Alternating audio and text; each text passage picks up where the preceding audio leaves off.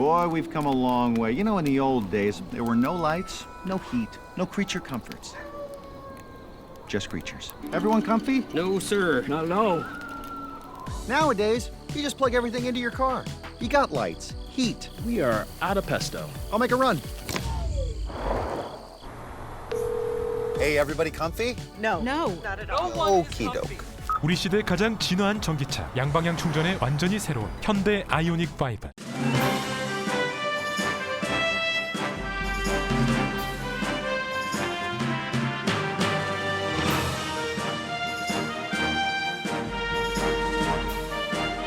가을이 다가오는 9월, 라디오 서울과 함께 건강하고 활기찬 계절 맞이하세요. 강혜신의 오늘의 미국.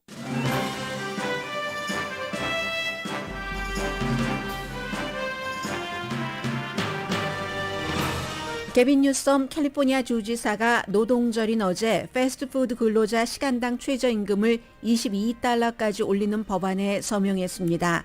근로자들은 환영하지만 프랜차이즈 식당은 물론 작은 식당 업주도 이 법을 모두 비난합니다.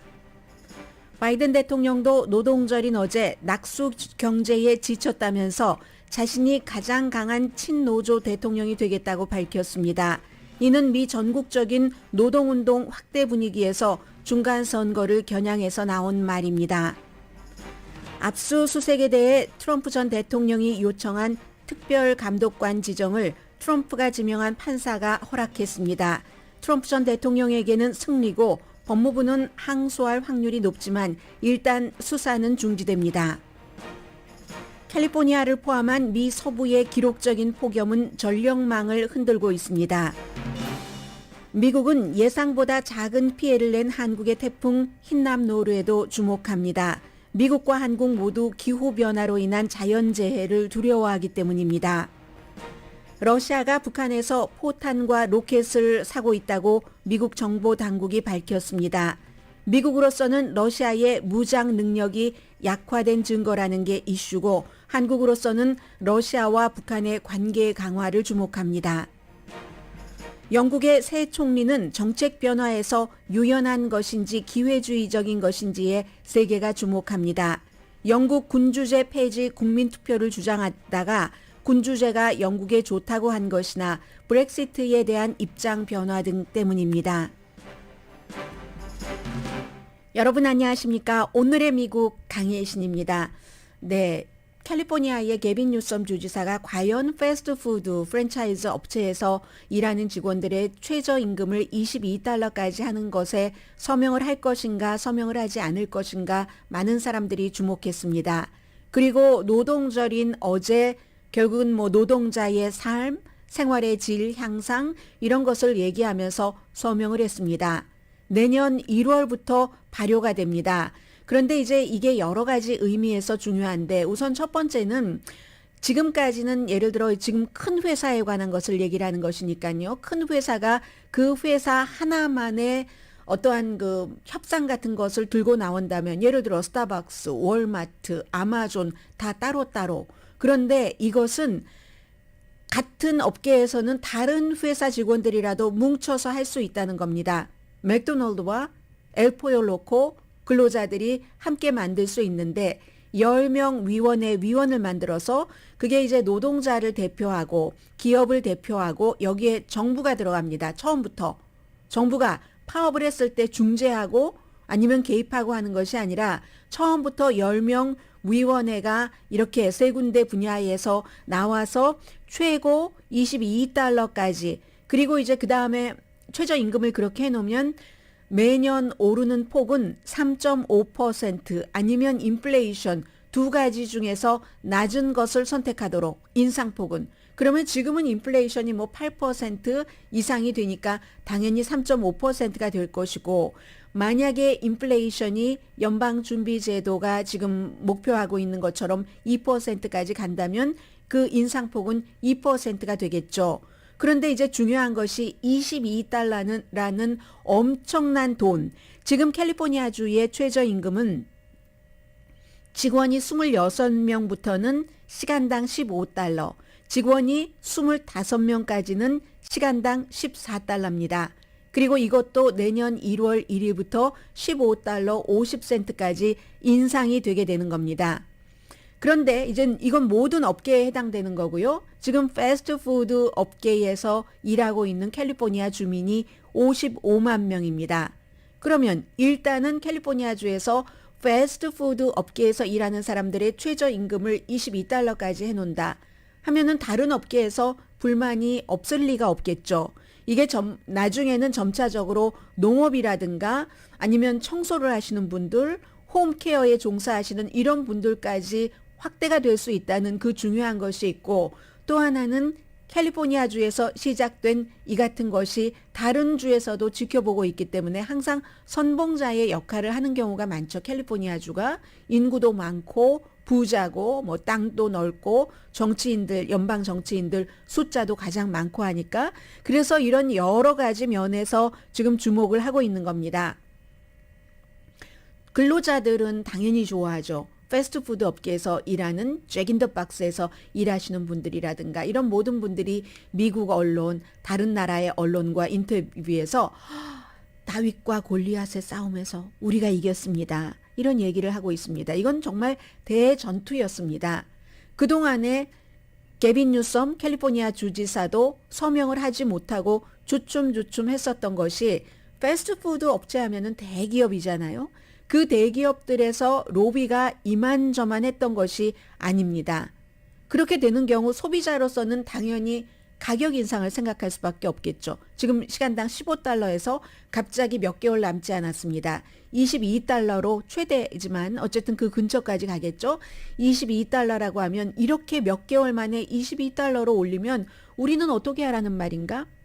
값을 올릴 수밖에 없다. 뭐 한 20% 정도는 생각을 하시는 분들이 많은 것 같고요. 그리고 두 번째는 그러면 일자리가 더 없어진다. 우리는 사람들을 일을 하게 할 수가 없어.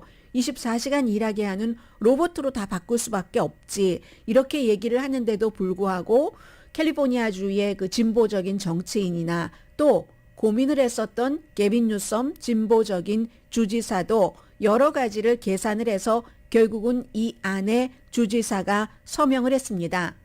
그러면 맥도널드라든가 아니면 잭인더박스, 엘포요로코 같은 대기업만 여기에 반대를 했던 것이 아닙니다. 작은 왜 맘앤팝 햄버거 샵도 있고 샌드위치 샵도 있잖아요. 그런 것도 아니 그럼 우리는 일하는 사람을 어떻게 구하지? 패스트푸드 큰 대기업에서 일하면은 같은 일을 하고 시간당 22달러를 받는데 우리는 지금 14달러도 너무 허리가 휘는데 어쩌란 말인가. 사람을 도저히 구할 수가 없다는 겁니다. 그래서 큰 기업이나 작은 스몰 비즈니스 식당 업주나 모두 지금 불만을 크게 하고 있습니다. 어떤 사람은 그 영국 그 신문 가디언과 인터뷰한 것 보니까 이거 완전히 캘리포니아주에서 우리의 눈을 그 포크로 찌르고 말았다. 포크로 눈을 찌른 그 형태다라고 얘기를 합니다. 여력이 없다고 말합니다. 문을 닫기 전에는. 그리고 맥도널이라든가 엘포요 로커라든가 이런 그 대기업에서는 그럼 이걸 어떻게 주민투표에 붙여서 무효로 하나? 주의회에서 통과된 이제 주지사까지 서명을 한 법이기는 하지만 이거 무효로 하나? 이런 것들을 논의를 한다고 하고요. 아무튼 이 스몰 그 비즈니스를 하시는 분들, 먹는 것, 그런 분들은 우리는 그럼 대기업들과 대기업이 22달러까지 결국은 준다고 하면은 워낙에 기울어진 운동장에서 더 기울어져서 우린 더 이상 장사를 할 수가 없어. 그러니까 이게 55만 명, 그 업계에서 일하는, 패스트푸드 업계에서 일하는 최저임금을 받고 있는 55만 명. 그런데 55만 명이 혼자는 아니겠죠. 그 청소년도 있을 테고 요즘에는 나이든 성인들도 패스트푸드 업체에서 많이 일을 하고 있기 때문에 그 가족들은 좋아할 겁니다. 캘리포니아주의 인구가 거의 한 4천만 명까지는 4천만 명 정도 된다고 보면은 55만 명에 몇 명 정도는 해당되시는 분들이 계시겠죠. 그런 분들을 기업, 그 하나의 기업 단위로 보면은 훨씬 숫자가 많으니까 아마 진보적인 캘리포니아주의 민주당이 주가 되는 정치인이나 민주당 주지사는 그 같은 결정을 했을 겁니다. 그런데 노동자 그리고 그 근로자 최저임금을 받는 그 주변 사람들 바깥에서는 다 싫어하는 이런 지금 그 딜레마가 있고요. 그리고 이것을 다른 주에서도 또 이제 캘리포니아 주에 이어서 할 수 있다는 그런 면이 있습니다. 이렇게 볼 때 이건 캘리포니아 주 한 군데에 해당되는 게 아닙니다. 요즘에 미국에서 그야말로 최저임금을 받고 일하시는 분들, 창고 직원들 무척 많죠. 왜냐하면 사람들이 전과 달리 온라인을 통해서 물건을 구입하시는 분들이 너무 많이 상상 이상으로 늘어나고 있기 때문에 그런 분들께도 영향을 미치는 것이고, 그러니까 이제 그런 분들이 요즘에 노조를 만든다고 회사와 너무 많이 싸우고 있습니다. 그런데요, 캘리포니아 주지사뿐만이 아니라 민주당의 바이든 대통령도 역시 어제 노동절인데 두 군데의 스윙 스테이트에 가서 노조를 확립하고 근로자의 권리를 보호하고 하는 것을 강력하게 지지하는 연설을 했습니다. 위스콘신주, 그리고 본인의 고향이기도 한 펜실베니아주 피츠버그에 가서, 피츠버그에 뭐 강철 노조 이런 곳 강하잖아요. 그리고 먼저 이제 위스콘신의 밀와키 노동 축제, 피츠버그에 가서도 뭐 퍼레이드 하고 했었잖아요. 이런 두 군데 가서 대통령이 한 얘기는 낙수 경제 이론에 지쳤다. 이건 그 오바마 때부터도 많이 나온 얘기입니다. 그 trickle down economics.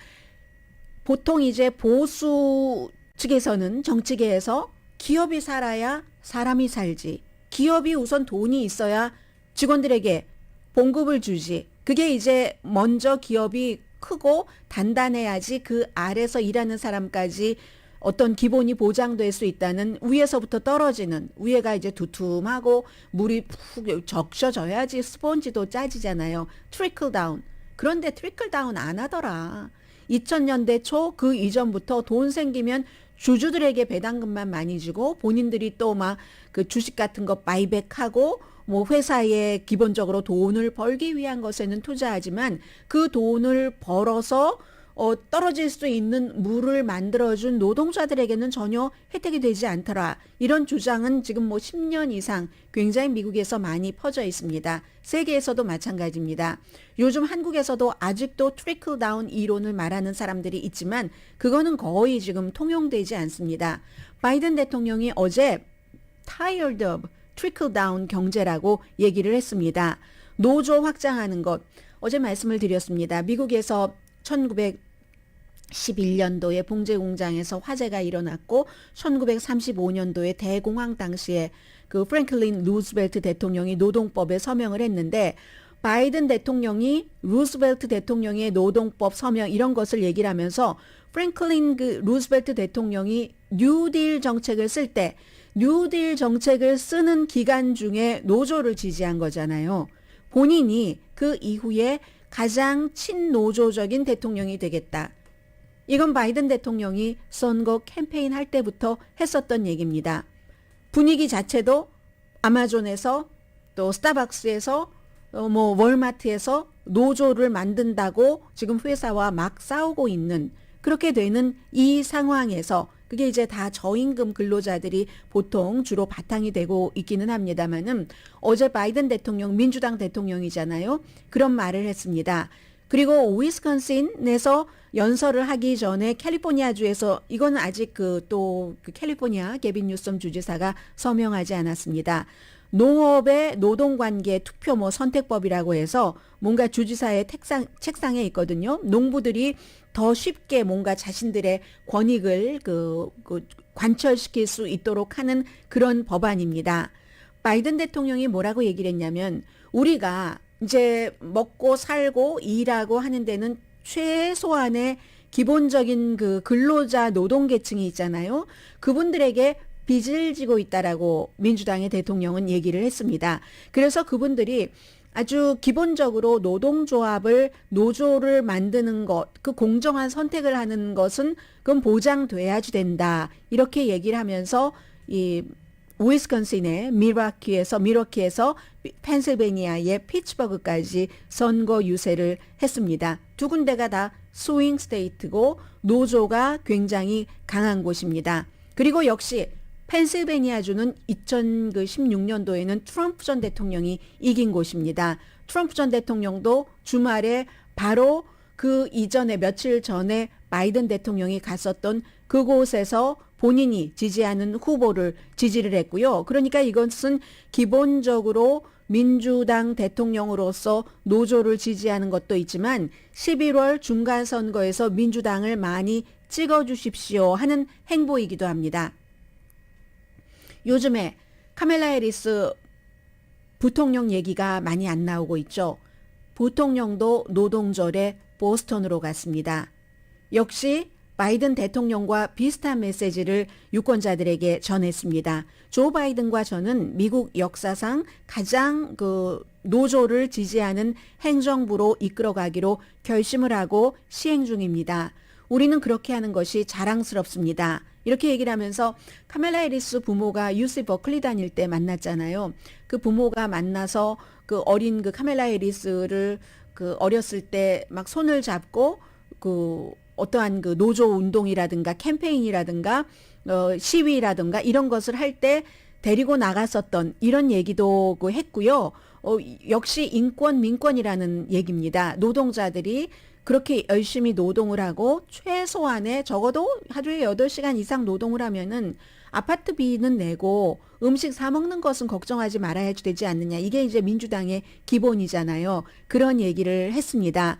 그래서 오늘 요즘처럼 이렇게 피켓을 들고 시위하는 사람들, 그리고 작업 환경에서 기본적인 그 작업 환경의 안전을 보장하라라고 얘기를 하고 병원에서 학교에서 그로서리 스토어에서 이렇게 근로자들은 조금이라도 더 받는 임금, 그것 기업의 최고 총수와 비교를 해볼 때 몇천 분의 1도 못 받잖아요. 그런데 총수는 총수 나름대로의 역할이 있고 근로자는 근로자의 나름대로의 역할이 있어서 그들이 가져가는 돈의 비용이 똑같을 수는 없지만 사회주의 공산주의가 아니니까 똑같을 수는 없지만 기본은 보장을 해줘야 된다는 것을 어제 카멜라 해리스 그 부통령이 상당히 강조를 했습니다. 존엄하게 일하고 존엄하게 은퇴할 수 있는 환경.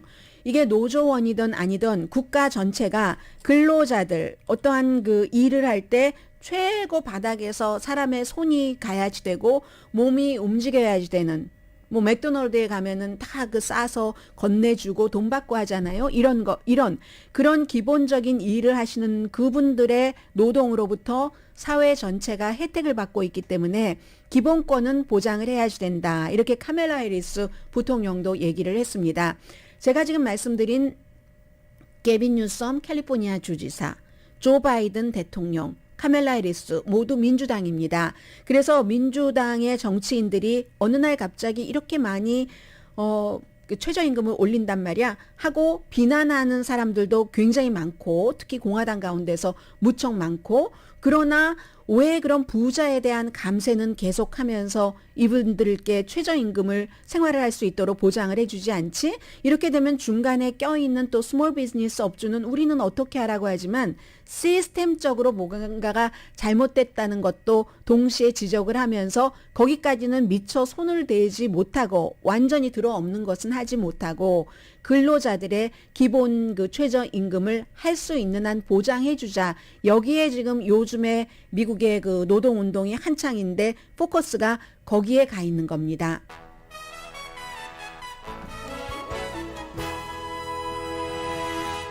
오늘의 미국은 존경받는 기업 17년 연속 1위, 소비자 신뢰도 1위인 유한양행 뉴오리진 미주 총판, 피부과학 셀리온, 이민법 가정법 전문 제인정 종합법률사무소, 프리미엄 고기 쌈밥 전문 레스토랑 쌈, 재래식으로 직접 만드는 검정콩 생순두부 수라원 순두부, 한국 홈쇼핑 공동폰입니다. 잠시 뒤에는 사실은 어제부터 지금까지 미국의 탑뉴스 전해드리고요. 그리고 이 폭염도 이게 보통 사람들이 할 수 있는 일은 별로 없습니다. 더우니까 전기 적게 써라 하지만 더우니까 더 많이 쓰게 되는 게 현실이기도 하잖아요. 그렇지만 최소한 문제점을 인식하고 있는 것까지는 보통 사람이 할 수 있습니다. 잠시 뒤에 전해드립니다.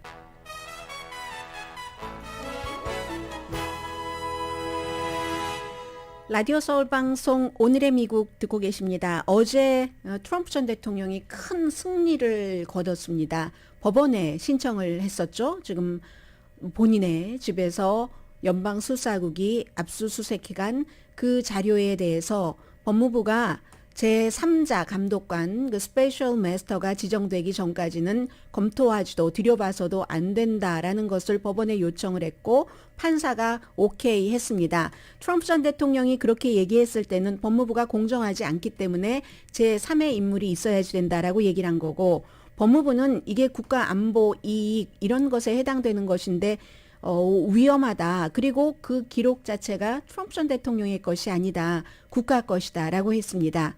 그러자 판사가 에일린 캐넌이라고 2020년도 트럼프 전 대통령 임기 마지막 해죠. 그 해에 트럼프 전 대통령이 지명한 판사입니다.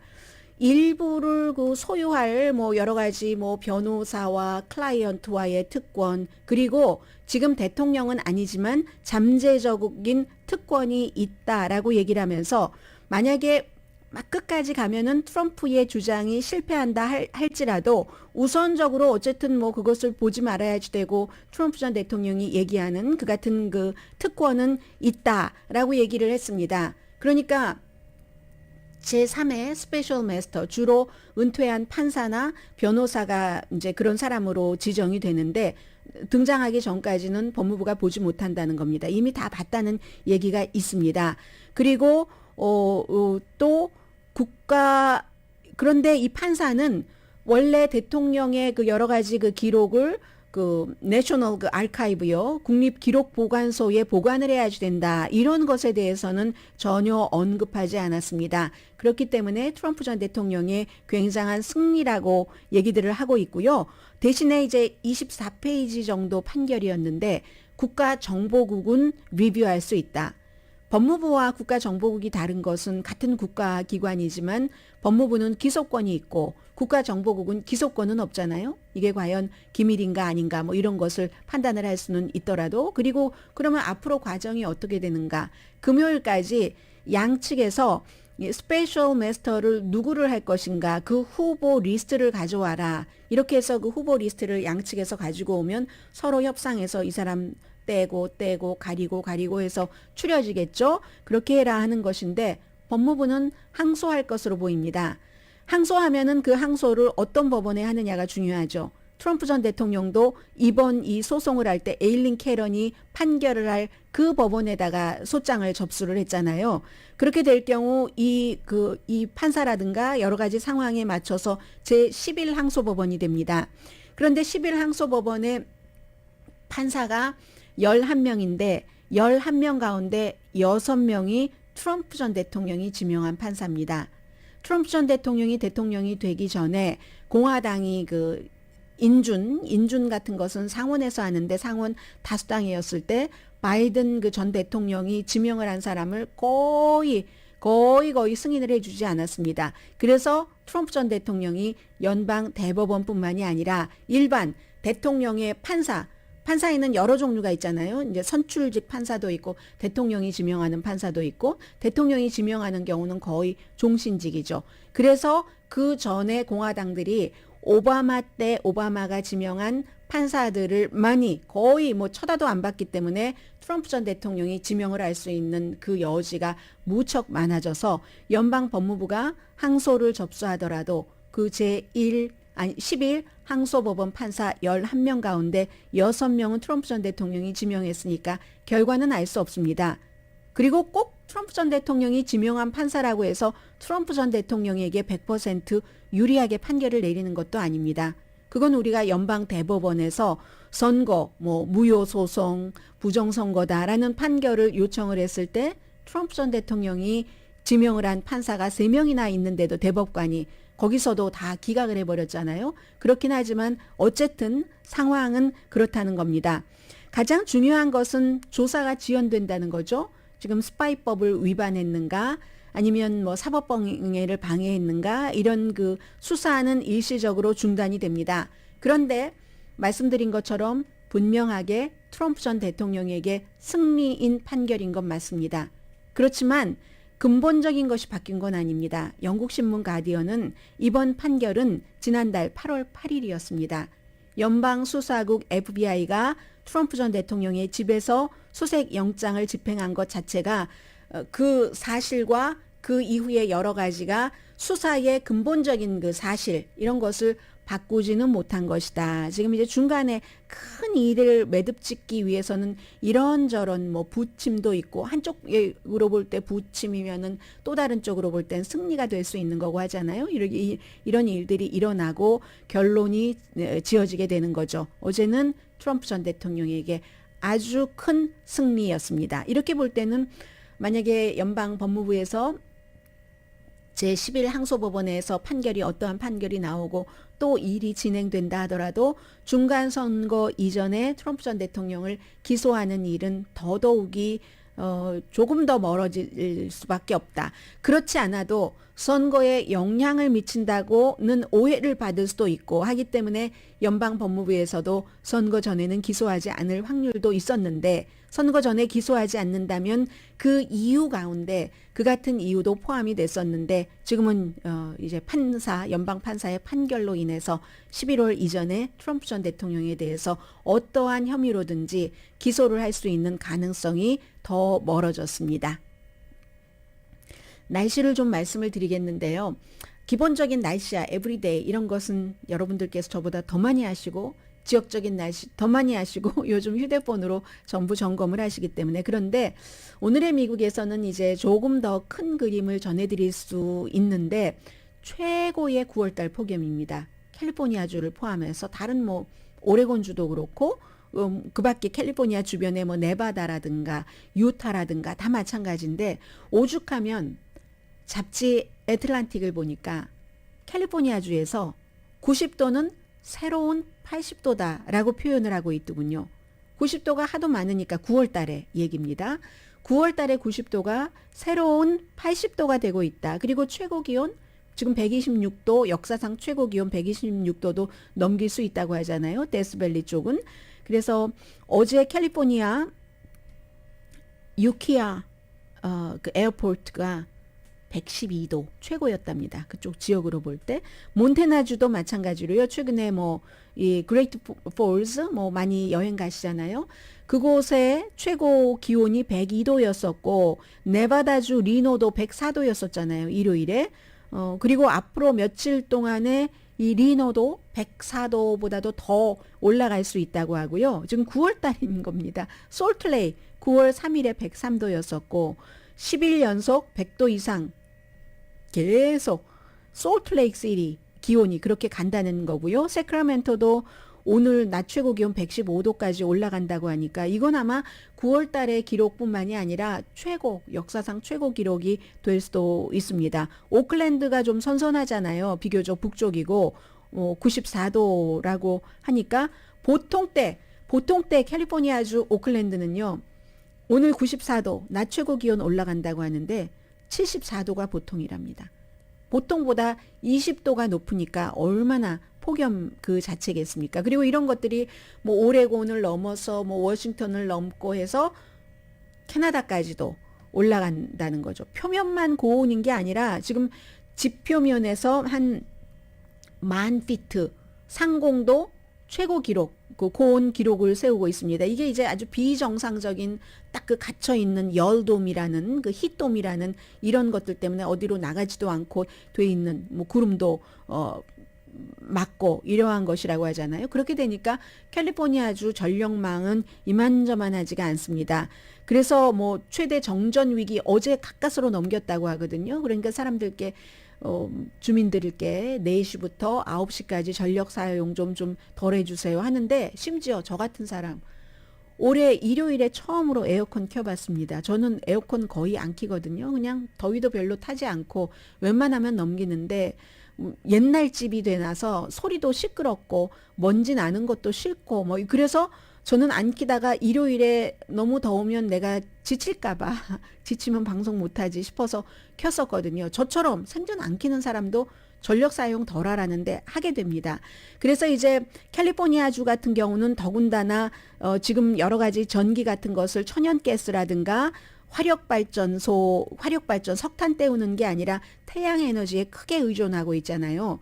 그동안 주정부에서 연방정부의 지원금과 합쳐서 이 개인 집을 갖고 계시는 분들은 뭐 보조금 주고 해서 그렇게 많이 하는데 이건 정말 해질 때 미리 다 이제 충전이 돼 놨다가 너무 많이 쓰니까 그게 해가 지면은 이게 좀 안 되는 거잖아요. 낮에 해놨던 걸로 하는데 너무 많이 밤새도록 에어컨 켜고 주무시는 분들도 많고 이게 또 새로운 도전이 되고 있는 겁니다. 월요일에 가까스로 피한 그 정전을 어떻게 또 피할 수 있을지 평소보다 2배, 3배 정도를 더 절약을 해야 된다는데 이게 아주 그 힘든 일이 되고 있고요. 그래서 만약에 에너지 수요가 막 급증할 때쯤이면 미리 전문가들이 딱 보고 있다가 다른 주에서 가까운 주에서 딱 수입을 해와야지 되거든요. 미리 평소에 해놨었던 그런 기간 시설에 의해서 수입 뭐 다른 주에서 수입하는 것도 수입 맞죠? 임포트 맞죠? 임포트를 해와야지 되는 건데 아무튼 그러니까 계속 좀 전력 사용을 좀 절제해 주세요. 이렇게 요청을 할 수밖에 없고 이게 지금 오늘 내일 금요일까지 폭염주의보가 계속 연장된다고 하니까 잘 안 되면은 시스템이 무너질 수도 있는 그런 케이스입니다. 데스밸리가 오늘 125도까지 올라갈 수 있고 뭐 데스밸리를 말해 뭐 하겠습니까? 뭐 훨씬 북쪽인 세크라멘토도 115도까지 올라갔고 어제 샌프란시스코에서 이 방송 듣고 계신 분들 부분적인 정전이 있었죠. 야, 이거 정말 이런 모든 일들이 결국은 이 덥다 정전이다 해서 끝나는 게 아니라 그 산불로까지 번지고 사람이 숨지고 산불은 캘리포니아주뿐만이 아니라 오레곤주에서도 사상자가 지금 나오고 있고요.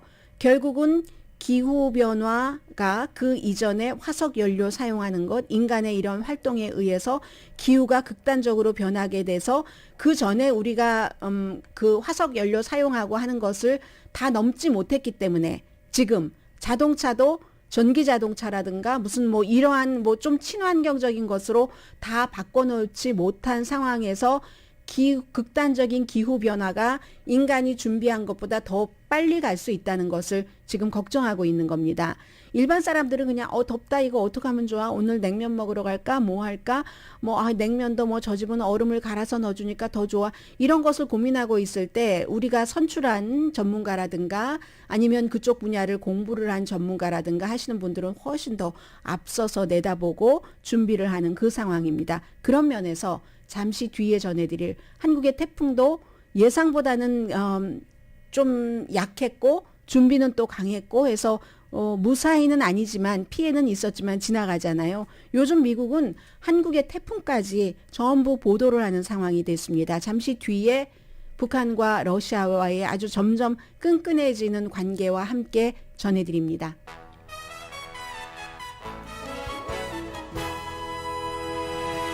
라디오 서울방송 오늘의 미국 듣고 계십니다. 간단한 것부터 전해드리죠. 사실은 많이 적어왔는데 지금 보니까 간단히 전해드려도 될 것 같습니다. 한국의 그 태풍, 그 흰남노루 대규모 피해는 없이 이제 그 바다로 그 빠져나간 것 같죠. 물론 사망자가 있습니다. 실종자도 있지만 원래 생각했었던 것만큼 그 피해가 광범위하지 않았고 재산 피해도 좀 제한적이라고 하잖아요. 뭐 홍수 뭐 부분적으로 홍수가 조금 있었고 나무가 쓰러지고 가로등 파손됐고 뭐 가구의 정전이 발생한 거. 그러니까 한 달 전에 세계적으로 반지하 패러사이트 기생충 영화 이런 얘기가 많이 나왔었잖아요. 그리고 그 당시에 뭐 윤석열 대통령이 퇴근을 했느니 안 했느니 이번에는 뭐 용산 집무실에서 뭐 밤새고 있었다고 하고 그 이전에 그 지역 사회에서 준비를 많이 했죠. 학교도 뭐 미리 학교에 오지 말라고 하는 게 뭐죠? 일단 학교를 휴교한다던가 뭐 근무하는 일 같은 것도 연기하고 도로도 위험하다 하면은 미리 폐쇄하고 해서 한국 역사상 8번째로 그래도 그나마 8번째 원래는 뭐 지난번에 있었던 거 2개가 합쳐서 굉장히 강하다 최악이다 했는데 8번째로 강한 태풍이 됐지만 그래도 피해는 예상보다는 많지 않았다. 이런 일들 그리고 대피하신 분들은 있지만 어쨌든 한국도 지금 요즘 미국처럼 뭐 태풍 이런 것들이 오기 전에 미리 대피하라는 이런 경고들도 굉장히 많이 하고요. 역시 한국의 태풍이나 미국의 폭염이나 다 기후 변화와 연관되는 부분이 어느 정도 있고, 이게 이제 뭐 세계 다른 나라에서 이렇게 오고 가고 하잖아요. 서로 다 연결이 돼서 해서 이제 미국에서도 이 한국의 그 태풍 그 흰남노루에 대해서 많이 보도를 했습니다. 그리고 미국 언론에서 오늘 아침에 보도한 것이 정보국에서 새로 발표를 한 내용인데, 러시아가 북한으로부터 무기를 사들이고 있는데 그 무기에는 로켓 그리고 포탄 등을 사들이고 있는데 굉장히 많이 사들인답니다. 그리고 또 중요한 것은 뭐 이 그 북한의 것을 러시아가 사들여가는 것이 그렇게 세련되지 않은 그 무기라고 하거든요. 그럼 미국에서 볼 때는 왜 이런 것을 발표를 하느냐, 일종의 정보전일 수도 있고요. 러시아가 지금 여러 가지로 그 제재를 받고 있는데 제재를 받아도 러시아 사람들의 생활에 뭐 그렇게 큰 영향을 미치는 것 같진 않지만, 이렇게 무기 제조에 있어서도 어쨌든 뭔가 불편한 점이 있다. 그러니까 최근에 이란에서 들어갔고, 이란에서 들어간 그 드론이 결함이 많았죠. 그러니까 이번에는 이제 그 북한에서 포탄과 로켓을 사들여가고 있다. 그리고 뿐만이 아니라 지금 이미 사고 있고요. ING입니다. 추가로도 북한의 여러 가지 군사 장비를 더 들여간다는 건데 왜 그러겠습니까? 우크라이나 전쟁 때문에 그런 겁니다. 대부분의 국가들이 이제 미국이 압박하는 것에 따르면서 대처를 하니까 러시아가 의존할 국가가 지금 이란과 북한, 네, 협조해 주십시오 하고 집중을 하고 서로 뭐 편지들도 보내고 뭐 여러 가지 그 관계를 더 강화하게 하는 일들이 있었잖아요. 그래서 미국에서 주목하고 있는 것은 포탄이라든가 첨단 기술 뭐 탄약 뭐 이런 것을 보충을 러시아가 스스로 못하는구나. 미국이 지금 뭐 어떠한 제재로서 타격을 입히고 있다는 신호로 보고 있습니다. 그리고 한국으로 볼 때는 또 미국으로 볼 때도 그렇고, 북한이 러시아에 이 같은 무기를 수출하는 것이 UN 결의안 위반이 될 수 있잖아요. 그리고 또 하나는 아주 가까워지는 것. 물론 러시아와 북한은 1948년 뭐 그 소련이 김일성을 그 북한의 첫 번째 지도자로 인정을 하고 뭐 그렇게 하면서 한동안 러시아의 지원을 굉장히 많이 받았었고, 구소련이 무너지기 전까지. 그렇지만 구소련이 91년도에 무너지고 나서는 러시아로부터 오는 지원도 끊기고 하니까 뭐 이래저래 조금 멀어졌어요. 멀어지다가 중국과 가까워지다가 요즘에 다시 북한으로서는 무기를 수출을 하면은 돈을 버는 거잖아요. 이런 형태로 다시 가까워지는 것. 뭐 이런 면에서 한국은 조금 더 자세히 그 들여다보는 거고요. 아무튼 북한에는 여러 가지 그 최첨단 포탄이라든가 무슨 뭐 로켓 그 첨단 기술이 없다고 전문가들은, 미국 그 기업 연구소요, 엔터프라이즈 인스티튜트의 군사 전문가 그 프레드릭 그 케이건 씨가 얘기를 하는 겁니다. 그럼에도 불구하고 지금 러시아는 그런 것을 원하고 있다라는 거. 그래서 여기를 보면은 우선 북한이 UN 제재를 위반한다는 것과 한국 입장에서, 미국 입장에서는 러시아가 조금 군사적인 여러 가지를 마련하는데 무력하구나. 그리고 또 한 가지는 조약이 무너질 때 일어나는 일. 국제 조약이 무너지고 우리가 힘이 있다. 이 우크라이나가 서구 민주주의 쪽으로 가는 것 마음에 안 들어? 그러면 점점 더 나토가 그 러시아 쪽으로 오는 거잖아 하면서 조약을 무너뜨리고 힘으로 무력으로 가지고 갔을 때 그 뒤에 일어나는 여러 가지 여파들이라고 보시면 되겠죠. 잠시 뒤에 그래도 영국이라는 미국의 최고의 우방 국가인데 새로운 그 총리가 어떤 사람인지는 대강은 알고 있어야지 되지 않을까요? 잠시 뒤에 전해드립니다. 저는 엘리자베스 여왕과 이렇게 악수하는 장면이 조금 자세히 들여다봐줬거든요. 잠시 뒤에 전해드립니다.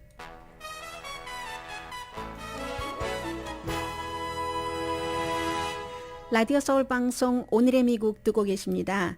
네, 538 네이트 실버라는 여론조사 아주 정치적인 건 무척 그 능통한 사람이죠. 이분이 지금 바로 그 예측을 했습니다. 민주당이 상원의 다수당이 될 확률을 68%로 봤네요. 공화당이 다수당이 될 확률을 32%. 이 많은 것 가운데서 이제 트럼프 전 대통령이 공식적으로 지명한 사람이 예비선거에서는 이겼지만 본선거에 가면은 스윙보러라든가 아니면 뭐 심지어 민주당의 표까지 필요한 곳에서는 그게 거의 되지 않기 때문에 그러는 이유가 무척 큽니다. 그리고 영국의 47살의 세 번째 이제 여자 그 총리요. 리즈 트러스 보수당이고 현재 12개월 동안 외무장관을 지냈고 근데 이분에 대해서는 뭐가 많겠죠. 너무너무 많죠. 뭐 예를 들어 아버지가 수학자셨네요. 어머니가 간호사였고 교사였고 말하자면 처음에 좌파 가정에서 태어난 사람인 거예요. 그러다가 1년 동안 뭐 캐나다에서 살기도 했고 하는데 가장 중요하게 보는 점이 과연 영국의 새 총리 리즈 트러스는 어제 이제 엘리자베스 여왕과도 다 만났으니까는요. 이 사람은 기회주의자인가 아니면 정책에 있어서 유연한가 세계에서 그걸 보고 있는 겁니다.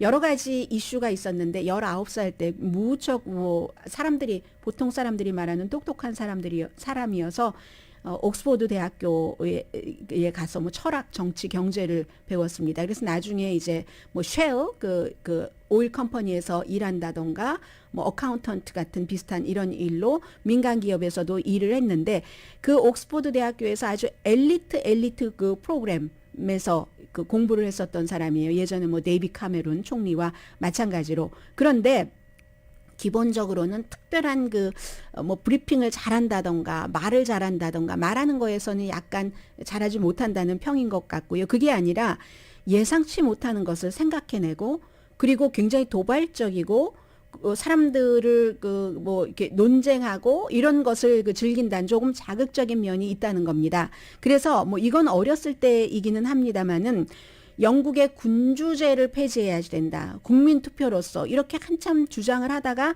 그 다음에 이제 어느 순간에는 영국의 군주제가 영국에 좋아. 영국 민주주의에 좋아. 이렇게 입장을 바꿨고요. 이 입장 바꾼 지는 오래됩니다. 그래서 어제 엘리자베스 여왕과 어떻게 인사하는가 봤더니 여왕인데 당당하게 그냥 한 손으로 여왕도 한 손으로 아주 반갑게 맞아주는 그런 분위기였습니다.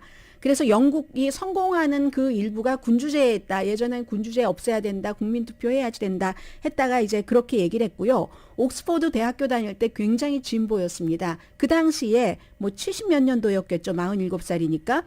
학생 민주당, 진보 민주당이라는 그 학생 그 그룹의 회장이었는데 마리화나 합법화하는 거 열심히 일하고 졸업을 했습니다. 졸업을 했더니 그 다음에 정치 기회가 보수 쪽에 많고 해서 보수로 그 색깔을 딱 바꿉니다. 민간 기업에서 일을 했고 브렉시트도요. 처음에는 유럽연합으로부터 떨어져 나오는 것도 처음엔 반대했어요.